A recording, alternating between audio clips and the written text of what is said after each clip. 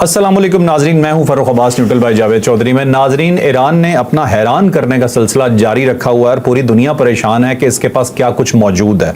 मुख्तलिफ एनालिस्ट इसके ऊपर मुख्तलिफ बात कर रहे हैं। कुछ रिपोर्ट्स हमारे पास भी आई, हमने कहा आपके साथ शेयर भी करते हैं और कुछ उसमें डिटेल भी बताते हैं कि किस हद तक ये रिपोर्ट्स ठीक हो सकती हैं या ऐसा भी है कि इसमें कोई शुबे की गुंजाइश बाकी हो। तो परवीन सहाने साहब को मैं सुन रहा था, जो इंडियन एनालिस्ट हैं, जब पाक भारत जंग हो रही थी तो उस वक्त इन्होंने जितने तज्जिए किए थे वो तकरीबन ठीक थे और जितनी बातें वो अपनी फौज को या अपनी हुकूमत को समझाना चाह रहे थे जो वो बिल्कुल नहीं समझ रहे थे, वो सब बातें बाद में ठीक साबित हुई और उन्होंने कहा पाकिस्तान बहुत ताकतवर मुल्क है, ऐसे पंगा ना लो। अब उन्हीं ने कुछ बातें की हैं ईरान के बारे में। उन्होंने कहा जी कि हाइपरसोनिक क्रूज मिसाइल हैं ईरान के पास और ये टोटल पूरी दुनिया में सिर्फ 3 मुल्कों के पास हैं। वो कौन कौन से ममालिक हैं जी?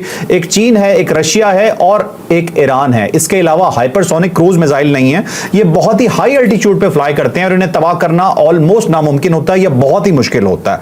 उसके बाद उन्होंने एक और बहुत बड़ा दावा किया जिसका जावेद चौधरी साहब ने आपको हेडलाइंस में बताया और ये बहुत बड़ी खबर है और यहीं से वो स्टोरी को आगे लेके जाएंगे कि उन्होंने कहा है कि चाइना ने फौजी मदद कर दी है जी ईरान की। तो हम जानते हैं ये फौजी मदद कैसे की गई है और इसका क्या चाइना को भी कोई खमियाजा भुगतना पड़ सकता है या फिर तबाही होने वाली है इसराइल की मजीद। अब ये क्योंकि प्रवीण सुहाने का ये इंकशाफ है और बड़ी हद तक बात दुरुस्त भी है। पहली बात तो ये है कि जैसे आपने कहा कि प्रवीण की बातें जो हैं वो पाकिस्तान और इंडिया की जंग के दरमियान तो बिल्कुल सच साबित हुई और शायद ये जान के आपको बड़ी हैरत होगी कि पाकिस्तान ने जो किल चेन बनाई थी इसका सबसे पहले इजहार जो था वो प्रवीण सुहाने ने किया था। अच्छा। और उन्होंने कहा था जी कि पाकिस्तान ने एक किल चेन बनाई है जिसकी वजह से इंडिया को बड़ा नुकसान उठाना पड़ा। बाद में जब हमने तहकीकात की तो वाकई पता चला कि पाकिस्तान ने पूरी एक चेन क्रिएट की जिसको किल चेन का नाम पाकिस्तान ने दिया और इस हद तक उसके पास इंफॉर्मेशन सॉलिड थी। और वो किल चेन इस तरह है कि सिर्फ जहाज नहीं है बल्कि उसके पीछे बहुत सारे मैकेनिज्म है। मैकेनिज्म के अंदर आप मसलन आप ये देख ले कि हैकिंग है, फिर उसके अंदर साइबर अटैक्स हैं, फिर उसके अंदर जैमिंग है, फिर उसके अंदर जहाज हैं, फिर उसके अंदर सैटेलाइट कम्युनिकेशन है। तो बहुत सारी चीज़ें उन्होंने मिल मिला के किल चेन बना दी थी एयरफोर्स ने और उससे फिर अटैक हुआ इंडिया पे। और ये जो सब कुछ जो पाकिस्तान ने क्रिएट किया था, एयरफोर्स ने क्रिएट किया था, आप इसका कमाल देखें कि उन्होंने अपने सीने के साथ लगा के रखा था। दुनिया में किसी को पता नहीं था कि पाकिस्तान ने किस हद तक तरक्की की और कितना पाकिस्तान की एयरफोर्स आगे चले गई है। और इतना सो फार सो कि उन्होंने एयरफोर्स के अंदर भी लोगों को पता नहीं लगने दिया था। मुख्तलिफ सेगमेंट से हर सेगमेंट मुख्तलिफ जगहों पे काम कर रहा था। किसी को किसी के साथ कोई लिंक नहीं था, किसी को किसी के साथ कोई इंफॉर्मेशन शेयरिंग नहीं थी। और बल्कि अगर एक लड़का कोई हैकिंग का काम कर रहा है या साइबर अटैक कर रहा है या फिर वो पाकिस्तान की नेशनल सिक्योरिटी को देख रहा है तो उसको ये नहीं पता कि उसका जो हमसाया लड़का है वो क्या कर रहा है। इस हद तक इन्होंने कमाल किया। और फिर जब 7 मई का दिन आया, फिर उसके बाद 10 मई का दिन आया, तो फिर पाकिस्तान ने पूरी दुनिया को बताया कि जनाब हम एवं नहीं है कि आप हमारे ऊपर चढ़ दौड़ें। और पाकिस्तान ने फिर उसके बाद कमाल किया। इस सारे प्रोसेस का नाम पाकिस्तान ने किल चेन रखा हुआ था और ये जो किल चेन है यही कमाल है इसका। और इसका सारे का सारा जो सहरा है वो जो पाक फ़ज़ाइया के चीफ हैं उनके सर जाता है। उनका ये कमाल है। बड़ा हाँ जी, एयर मार्शल ज़हीर बाबर सिद्धू साहब।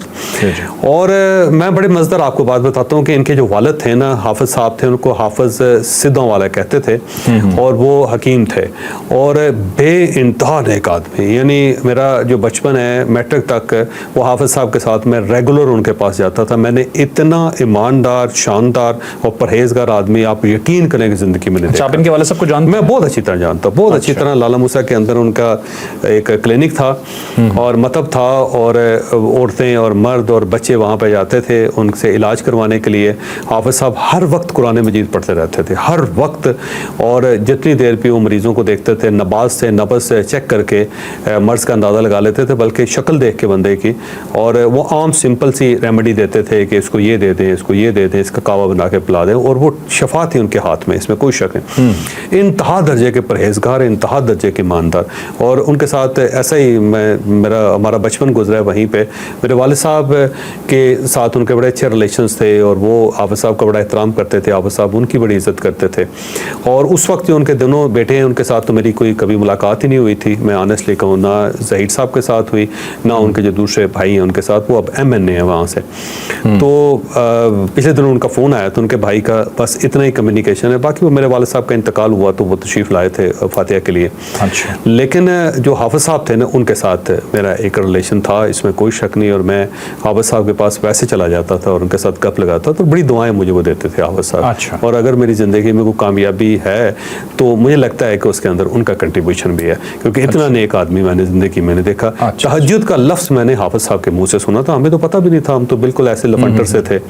तो उन्होंने बताया था कि तहज्जुद गुजार रहे हैं और तहज्जुद की नमाज़ कैसे होती है। तो मैंने हाफिज़ साहब से पूछता था कि हाफिज़ साहब 5 नमाज़ें, छठी कौन सी पढ़ते हैं आप?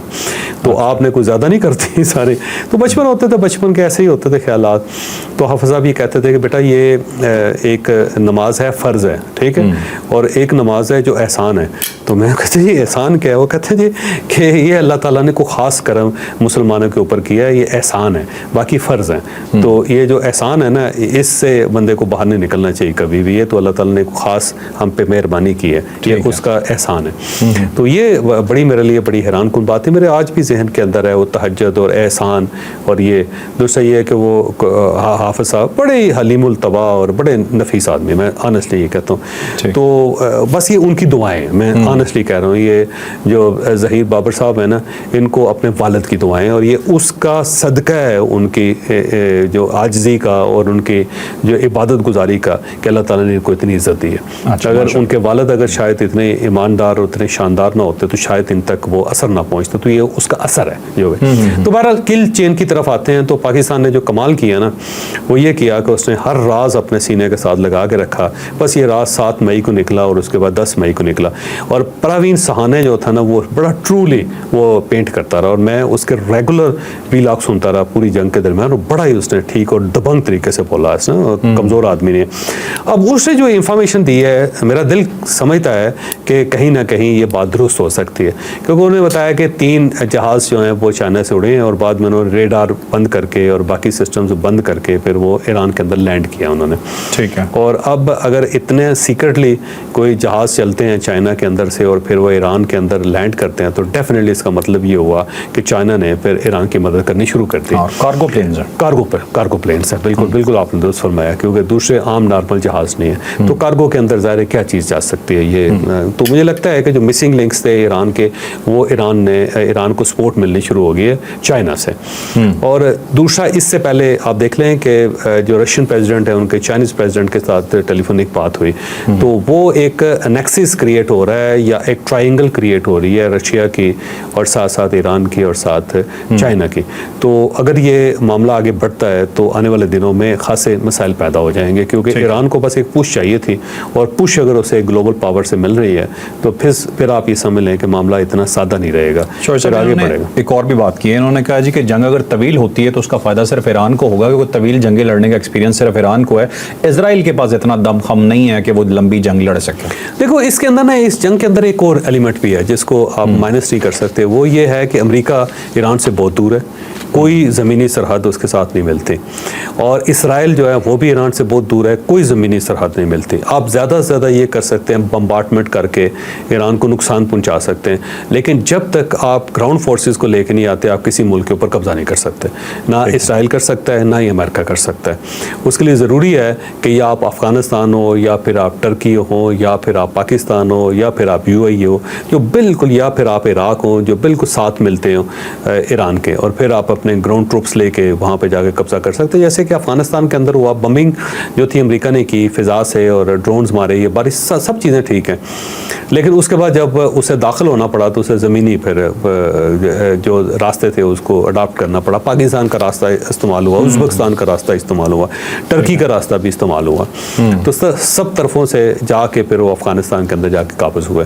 तो आपको फिर ग्राउंड ट्रुप जो होंगे ना, वो आपको लेके जाने पड़ेंगे। और ये जो बात है ना कि पाकिस्तान को मदद कर रहा है अमेरिका की, पाकिस्तान ही मदद करेगा, पहले ये ज़हन में रखें।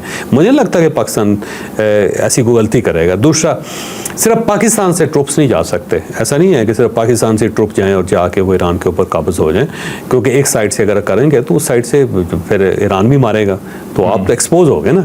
ये तो ऐसे ही है कि हर तरफ से फिर उनके ट्रुप्स उतर रहे हो, हर तरफ से उनके ट्रुप्स उनके ईरान के अंदर दाखिल हो रहे हैं, तो सिर्फ पाकिस्तान के ऊपर रलाए जो है वो मुश्किल है अमेरिका के लिए भी। ठीक है। तो बहरहाल बहरहाल ये अगर चाइना की तरफ से अगर मदद आनी शुरू होगी है उसको ईरान को, तो ये बड़ी खबर है। और अब अगर रशिया की तरफ से भी आ जाती है तो फिर अमेरिका के लिए मुमकिन नहीं रहेगा कि वो ईरान के ऊपर इस तरह हमला कर सके। और यहाँ पे एक और बड़ी चीज़ है जिसका अंदेशा अमेरिका को भी है कि अगर वो बंकर बस्टर मारते हैं और इसके बावजूद फर्दों की जो न्यूक्लियर इंस्टॉलेशंस है वो तबाह नहीं होती, तो अमेरिका कहाँ स्टैंड करेगा? तो अमेरिका की टेक्नोलॉजी फेल हो जाएगी। जोश साहब, इस रिपोर्ट में एक और चीज़ उन्होंने बड़ी ज़बरदस्त बताई है। उन्होंने कहा जो रशिया है, रशिया ने जो उनके न्यूक्लियर साइंटिस्ट थे जो काम कर रहे थे ईरान के अंदर, उन्हें अभी तक वापस नहीं बुलाया। वो अभी तक फर्दों में भी मौजूद मुख्तलिफ साइट्स हैं। और अगर रशिया ने इनकी सपोर्ट करनी शुरू कर दी, जोश साहब, अगर किसी अटैक में कोई रशियन वो कहते हैं कि उसकी डेथ होगी ना साइंटिस्ट की, तो फिर रशिया सीधा पड़ेगा गले जाके अमेरिका के। तो उसने अभी तक अपने साइंटिस्ट नहीं निकाले, रशिया इनडायरेक्टली साथ खड़ा हुआ है। हाँ, वो लगता भी है। और अगर ये फर्दों की साइट्स जो तबाह हो जाती है ना, तो फिर ज़ाहिर है ईरान ने ऐलान किया हुआ है कि जनाब फिर हम हर सूरत एटम बम बनाएंगे। अब अगर वो चाइना की मदद ले लेता है या रशिया की मदद ले लेता है, और इस वक्त सारे अमेरिका, रशिया और चाइना दोनों के खिलाफ है, तो फिर तो ये न्यूक्लियर प्लांट बने ही बने, फिर ये बम बने ही बने। तो फिर आप अगर ये बम बन गया और एटमी पावर बन गया ईरान, तो फिर आप कैसे कंट्रोल करेंगे इसको? ठीक है, ठीक है। चलें अब चलते हैं जो साहब अपनी अगली स्टोरी की तरफ। नेक्स्ट स्टोरी भी जी हमारी बहुत इंपॉर्टेंट है। अमेरिका की जो पोजीशन है वो बड़ी डूबियस सी है इस वक्त, लेकिन जब से जनरल आसिम मुनीर ने वहाँ का दौरा किया है, उस दौरे के बाद से लेके, बल्कि अभी ये दौरा जारी ही है, तो जो अमेरिका है वो थोड़ा सा पीछे हटता हुआ नजर आ रहा है। आज मार्को रूबियो ने टेलीफोन किया जी, बल्कि ये कल की बात है, फ़ोन किया हमारे वज़ीर आज़म को, और वज़ीर आज़म को जो उन्होंने बात की उसका एक क्रक्स है जो मैं आपको सुनाने जा रहा हूँ। उसके बाद चौधरी साहब इस चीज़ के ऊपर कंप्लीट अपना एक व्यू देंगे कि इन्हें क्या लगता है कि ये कहानी असल में कहां जा रही है, ये है क्या। वो अमरीकी वजीर खारजा पाकिस्तान के खित्ते में अमन के लिए कोशिशों को सराहा है। उन्होंने पाकिस्तान ईरान के साथ अपने करीबी ताल्लुकात के जरिए खित्ते में क़याम अमन का किरदार अदा करता रहे, और अमरीका इलाकाई और आलमी अमन और इस्तेहकाम के लिए पाकिस्तान से करीबी ताउन जारी रखेगा। तो ऐसा आपको क्या लगता है मार्को रूबियो? अब देखो, ये बेसिकली वजह ये है कि अभी जब जनरल आसिम मुनीर साहब वहाँ पे गए और उनकी मुलाकात हुई है डोनाल्ड ट्रंप के साथ, तो मेरा ख्याल ये है कि जनरल आसिम मुनीर साहब ने कहा होगा कि आप जी जो हमारी प्रॉपर गवर्नमेंट है उससे रब्ता करें। और मैं ज़ाहिर है उन्होंने कहा कि हमारा प्राइम मिनिस्टर है, हमारे पाकिस्तान में जमहूरियत है, जैसी भी है लेकिन है, और वो सिटिंग प्राइम मिनिस्टर है, तो आपको चाहिए कि आप प्रॉपर चैनल से उनके साथ रब्ता करें, थ्रू प्रॉपर चैनल। तो ये थ्रू प्रॉपर चैनल है जिसके जरिए मार्को रूबियो ने वज़ीर आज़म के साथ बात की है, और वही बात है जो जनरल आसिम मुनीर के साथ हुई। तो ये चीज़ साबित हो गई कि अमेरिका चाहता है कि पाकिस्तान अपना एक किरदार अदा करे, और उस किरदार के तहत उस साइड से वो इसराइल को टेबल पे लेके आए और पाकिस्तान ईरान को टेबल पे लेके आए ताकि मामला सेटल हो। तो अब मुझे लगता है अगर मार्को रूबियो का फोन आया ना, तो प्राइम मिनिस्टर जो है अनकरीब आपको फिर ईरान जाते हुए नजर आएंगे, बिल्कुल अनकरीब। मतलब पाकिस्तान को उन्होंने क्या दिया है कि आप अपना किरदार अदा करें अपने, और बाकी जो है ना फौजी लेवल पे वो तो अपनी बातें चल ही रही होंगी पाकिस्तान और ईरान के दरमियान और उसका अमेरिका के दरमियान। वो जो एस्टेब्लिशमेंट्स होती है ना, वो मामलात को सेटल करती है, याद रखिए। उसके बाद एक साइनिंग अथॉरिटी होती है, और वो साइनिंग अथॉरिटी जब सामने आती है तो फिर साइन हो जाते हैं। तो मुझे लगता है कि ये मामला बहुत लेवल तक हल हो चुका होगा। अब प्राइम मिनिस्टर साहब जाके फार्मली उनसे रिक्वेस्ट करेंगे और फार्मली उनकी गवर्नमेंट इसको तस्लीम करेगी, तो ये मामला मुझे निपटता हुआ नजर आ रहा है। ठीक है, चलें अब चलते हैं जी अगली स्टोरी की तरफ। अमेरिका जी ऐसे लग रहा है कि जैसे थोड़ा खौफजदा हो गया। ये एक व्यू है, इसका दूसरा व्यू है वो भी आपको बताएंगे, लेकिन ये आप समझें कि जो आप इस चैप्टर में आपको बताने जा रहे हैं ये अभी तक की सूरत हाल है कि जंग में अभी तक किसका कितना नुकसान हो चुका है, कौन कहां स्टैंड कर रहा है, अमेरिका कहां स्टैंड कर रहा है। ये डिटेल से स्टोरी आपको बताते हैं कि हम क्यों कह रहे हैं कि अमेरिका थोड़ा सा खाइफ हो चुका है। अच्छा, अब दो चीज़ें हैं। एक देखो, जो पहला तज्जिया है ना वो ये है कि शायद मामला सेटलमेंट की तरफ जा रहे हैं, ठीक है। और जब क्यास होता है तो कोई चीज़ भी हम हतमी तौर पर नहीं कह सकते कि ये हो रहा है, ठीक है। अब एक दूसरा एंगल भी है, उस दूसरे एंगल के ऊपर भी बात करनी है, और ये चीज़ साबित करेगा, वक्त साबित करेगा कि हम हो सकता है हमारा पहला एंगल ठीक हो या फिर ये दूसरा एंगल ठीक हो, ठीक है।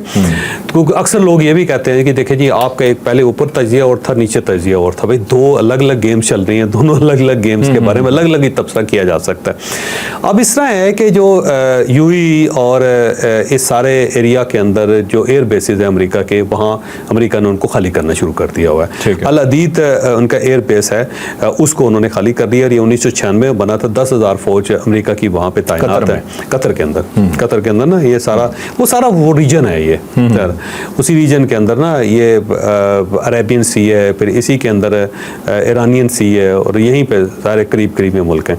तो अल अदीद एयर बेस जो है ना कतर के अंदर है, ये बात आपने दुरुस्त फरमाई। और यहाँ पे 1996 में 10,000 फौज अमेरिका ने तैनात की थी, जिसका बिल जो है वो कतर दे रहा है उनको, अमेरिका को। हाँ जी।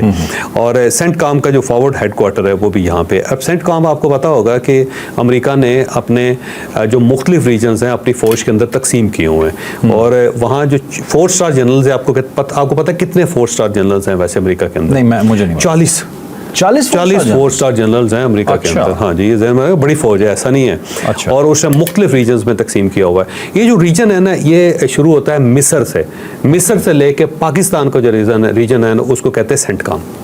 ओके। तो सेंटकॉम का मतलब ये है कि इसका एक अलग 4 स्टार जनरल है। ठीक है। और ये जनरल जो है ना वो देखता है कितना इलाका इजिप्ट से मिस्र से लेकर पाकिस्तान तक का इलाका जो है वो उसके कंट्रोल में है, वो इसका फैसला करता है। और यहाँ पे जितनी फौज तैनात हैं वो सेंटकॉम के अंडर आती हैं और उनके जनरल के अंडर आती है और वो 4 स्टार जनरल है। 40 4 स्टार जनरल्स हैं इस वक्त। मेरा ख्याल है टोटल प्रोविजन 40 की है, तो इस वक्त तकरीबन 38 के करीब वहाँ पे 4 स्टार जनरल सर्विंग है 4 स्टार जनरल है। हाँ जी, हाँ जी। तो ये जो सेंटकॉम है उसका एक फॉरवर्ड हेडक्वार्टर है, वो भी जाहिर है यहाँ पे कतर के अंदर है। और वहाँ से अमेरिका ने अपने वहाँ से त्यारे हटा लिए हैं, वहाँ से जो बैरी बेड़े हैं उसको भी हटा लिया है और वो पीछे हट रहे हैं और हेडक्वार्टर जो वो खाली हो रहा है। अब इसके 3 व्यूज़ हो सकते हैं। एक व्यू तो ये हो सकता है कि अमेरिका हो सकता है हमले की तैयारी कर रहा हो तो उसे ये ख़तरा हो कि रिटेलिएशन आ सकती है ईरान की तरफ से, और अगर होगी तो करीब तरीन जो बैरी बेड़े हैं, जो हेडक्वार्टर्स हैं, उनको हिट करेगा ईरान। तो एक इम्कान तो ये भी है कि जो 2 हफ्ते ट्रंप ने लिए हैं वो इन सारी जगहों पर री एलोकेशन से लिए कि री एलोकेट किया जाए, चीज़ों को रीशेप किया जाए, ये हो सकता है। दूसरा ये हो सकता है कि अमेरिका डर गया हो कि ये जंग अगर फैलती चली गई है तो हमें नुकसान होगा, हमारे ऊपर हमला हो सकता है, और खौफ की वजह से अमेरिका इस रीजन से निकल रहा। और थर्ड जो चीज़ ये है कि उन्हें ख़तरा हो कि आयतुल्लाह पे हमला ना हो जाए कहीं, क्योंकि अगर आयतुल्लाह पे हमला कर दिया इसराइल ने या अमेरिका की तरफ से हो गया तो या फ़र्दों के ऊपर हमला हो गया तो फिर आप ये समझें कि हिट लिस्ट पे होगा अमेरिकन एयर बेस भी, फिर ईरान बाज नहीं आएगा, फिर ईरान के पास जो मसाला है ना वो उसको इस्तेमाल करेगा। और इसके साथ साथ अगर ये खबर हम क्लब करें चाइना की, तो हो सकता है चाइनीज़ ने एयर डिफेंस सिस्टम जो है ना वो दे दिया हो ईरान को ताकि उसको डिफेंड किया जा सके, और हो सकता है एयर डिफेंस सिस्टम वो फ़र्दों के ऊपर लगा दें ताकि इसको बचाया जा सके किसी तरीके से, ये भी हो सकता है। और ये भी मुमकिन है कि कोई ऐसे मैकेनिज़्म लाए गए हों कि मैक्सिमम फ़र्दों की जो इंस्टॉलेशन है उसको वाकई बचाया जा सके। वैसे तो यूरेनियम को आसूदा करने का जो प्लांट होता है उसको मूव नहीं किया जा सकता, लेकिन हो सकता है कोई ना कोई टेक्नोलॉजी नई डेवलप कर ली हो चाइना ने, क्योंकि चाइना जो टेक्नोलॉजी में बहुत आगे है। अभी तक जो उसने किया है उसने हैरान ही किया हुआ। ठीक है, तो अब हो सकता है कि ये जंग है ये आगे फैल रही हो, और या फिर ये है कि ये 3 ही ऑप्शन हो सकते हैं इस मूवमेंट के। अच्छा, इसके अंदर एक और चीज़ भी है, इसमें फ़र्क ये देखो कि अगर अमेरिका हमला कर देता है फ़र्दों पे तो बस वो एक ही हमला होगा, नहीं हमला कर दिया, न्यूक्लियर साइट उड़ गई, चलो उड़ गई, उसके बाद अमेरिका के पास क्या जवाब होगा फिर ईरान से लड़ने का, तो जंग तो ख़त्म हो जाएगी। लेकिन क्या ईरान भी अपनी तरफ से जंग ख़त्म करेगा? फिर ईरान की साइड से तो ख़त्म नहीं होगी, ईरान की तरफ से नहीं, फिर ईरान मुझे लगता है कि फिर उसके बाद एटम बम बना के रहेगा। ये आपकी बात बिल्कुल ठीक है कि जब जवाब ख़त्म हो जाएगा अटैक के बाद, फिर उसके बाद अमेरिका स्टैंड कहाँ करेगा। थोड़ा सा मजीद इसमें कुछ डिटेल्स आपको मैं बता देता हूँ कि अभी 8,190 जो इजरायली हैं वो एक फिगर्स आई हैं, इसराइल की तरफ से भी आई, ईरान की तरफ से आई। ईरान के जो शहीद लोग हैं वो 639 हैं, ये लोग शहीद हो गए, और 1300 जख्मी हुए हैं ईरान के। और जो इसराइल की तरफ से 8,190 लोग उनके डिस्प्लेस हुए हैं, उनके घर तबाह हो गए, यानी कि तकरीबन 8,000 से ज़्यादा लोगों के घर तबाह हो गए हैं, वो बिल्कुल बेघर हो गए हैं, रीलोकेट हो रहे हैं। ठीक है, और इसके साथ साथ 30,000 क्लेम्स उन्होंने जमा करवाए हैं। किसी की प्रॉपर्टी चली गई होगी, किसी की दीवार गिर गई होगी, किसी की गाड़ी ख़त्म हो गई होगी, ये इंश्योरेंस दफ्तर जो इंश्योरेंस क्लेम्स है। ठीक है, और ये जो इंश्योरेंस क्लेम है वो 30,000 है, और ये बहुत बड़ी फिगर है। 30,000 इंश्योरेंस क्लेम्स का मतलब ये होता है कि इंश्योरेंस कंपनीज डिफ़ॉल्ट कर जाएंगी सारी। ठीक है, और इसके साथ 25 लोग उनके हलाक हुए हैं, और तकरीबन जो है ना 1000 के करीब लोग उनके ज़ख्मी हैं वहाँ पे इसराइल के अंदर, और इस साइड पे 1300 ज़ख्मी हैं, और 639 जो है ना वो ईरान के शहीद हैं, और ये फिगर्स आ गई दोनों मुल्कों की तरफ से। तो ईरान का नुकसान तो है, लेकिन इसराइल का नुकसान भी कम नहीं है, ज़हन में रखें। वो तो एक आदमी मर जाए तो पूरा मुल्क रोना शुरू कर देता। जी जो साहब बिल्कुल। और नाजरीन एक आपको दिलचस्प सूरत हाल बताते जाएं, इस वक्त हालात ये हैं कि ईरान के पास मिसाइल ज़्यादा हैं और उनके पास इंटरसेप्टर कम है, तबाह करने के लिए कम बचे हैं, मिसाइल उनके पास अभी तक बहुत ज़्यादा है, और यही फिक्र खाई जा रही है इसराइल को। अब आखिरी टॉपिक हमारा जी, इंडिया पागल हो गया लग गई है जी चिता को आग उसके, मोदी साहब जिंदा जली जा रहे हैं, ये पूरी स्टोरी क्या है ये आपको बताते हैं डिटेल से। अब वो पाकिस्तान का जो एजाज़ है ना कि जनरल आसिम मुनीर साहब की जिस तरह स्वागत किया गया, जिस तरह उनकी इज़्ज़त अफजाई की गई, जिस तरह पाकिस्तान की इज़्ज़त अफजाई की गई, जिस तरह उनको लंच दिया गया, वो इंडिया को हजम नहीं हो रहा और उनको बड़ी तकलीफ हो रही है। इंडिया से एक प्रोपेगेंडा किया जा रहा है मुसलसल के पाकिस्तान ने अमेरिका को एयर बेस देने का फैसला कर लिया है, और अब ग्राउंड ट्रूप्स के लिए जगह भी दी जाएगी और एयर बेसिस भी दिए जाएंगे अमेरिका को, और पाकिस्तान एग्री करके आ गया। और इस खबर को पाकिस्तान तहरीक इंसाफ के यूट्यूबर्स जो उसको उठा रहे हैं कि देखें जी, ये देखें जी, पाकिस्तान बेच दिया जनरल आसिम मुनीर ने, और ये क्या किया जा रहा है, और ये एयर बेस दिए जा रहे हैं। ये बेसिकली इंडियन प्रोपेगेंडा है, और उसका जो शाखसाना है वो सारे का सारा जा रहा पाकिस्तान तहरीक इंसाफ की जेब में, उनकी झोली में कि आप इंडियन प्रोपेगेंडे को यार उठा के फैलाई जा रहे हो। मुझे खुद लोग व्हाट्सएप कर रहे हैं वो क्लिप उठा के देखें जी ये तो फैसला हो गया। मैंने कहा कहाँ फैसला हो गया यार, अभी तो जनरल आसिम मुनीर वापस भी नहीं आए फील्ड मार्शल, वो तो अभी वहीं पे है सारे, कहाँ से, अभी जरूरत भी नहीं है यार। वो अभी खुद देखें कि वो कतर से अपना रिमूव कर रहे हैं। वही बात एग्जैक्टली साहब कि उनके पास दर्जनों एयर बेसेस इर्द गिर्द मौजूद हैं, उन्हें जरूरत ही नहीं है पाकिस्तान की। और ये कोई ऐसे गधे हैं, ये हमारी साइड वाले, मैं सीधे कहूंगा ये कोई ऐसे गधे हैं ये कि ये उस प्रोपेगेंडे को फैला रहे हैं जो इंडिया जिसे फैलाना चाह रहा है पाकिस्तान के अंदर। तो बहरहाल जी माजरत खाएं, अब क्या कह सकते हैं, सख्त अल्फाज यूज करने पड़ते हैं, लेकिन आप पीटीआई हों या कोई भी हो, अगर आपकी हरकतें एंटी पाकिस्तान होंगी तो आपको जवाब हमारी तरफ से हजम नहीं हो रहा वैसे जनरल आसिम मुनीर साहब। और जनरल आसिम मुनीर साहब कमाल भी करते जा रहे हैं। अब देखिए थिंक टैंक के साथ बात करना शुरू की है उन्होंने, फिर वहाँ पे जो इंटरनेशनल मीडिया है उसके साथ बात करनी शुरू की हुई है उन्होंने, पाकिस्तानियों से वहाँ पे बात करनी शुरू की है। हर जगह पे जब उनकी तकरीर होती है तो उनको वहाँ पे मीडिया बड़ी कवरेज देता है, और लोग बड़े मुतासर हो रहे हैं कि बड़ा एग्रेसिव जनरल है और बड़ा मुदल्लल जनरल है, दलील के साथ बात करता है और कमज़ोर आवाज़ नहीं है इसकी, और सेंसिबल आदमी है। और ये सारी चीज़ें जो है, इवन डोनाल्ड ट्रंप ये कहता है कि मेरे लिए बड़ी ऑनर की बात है कि मैं उनके साथ मुलाकात हूँ। इससे आप खुद अंदाज़ा लगाएं कि जनरल आसिम मुनीर तो फतूहात वहाँ पे करते चले जा रहे हैं, और इस साइड पे पिस्सू पड़े हुए हैं नरेंद्र मोदी को, और इंडियन मीडिया बहुत ही परेशान है इस बात पे। अच्छा एक चीज़ और डिस्कस करनी थी कि जो ईरान ने 18वां हमला किया इसराइल के ऊपर, तल अबीब के अंदर हमला हुआ, हैफा के अंदर हमला हुआ, फिर बिल सभी एक जगह है उनका शहर है उसके ऊपर हमला हुआ, फिर साथ साथ ईरानी सदर ने कह दिया कि अगर ये इसराइल के हमले ना रुके तो हम मुसलसल हमले करेंगे और ऐसे ऐसे हमले करेंगे लग पता जाएगा आपको। तो ईरान पीछे हटने के लिए तैयार नहीं है। फिर एक खबर इसराइल ने उड़ा दी थी कि जो उनके सुप्रीम कमांडर हैं आयतुल्ला खामनाई, उनके जो मशीर आला हैं अली शिमखानी,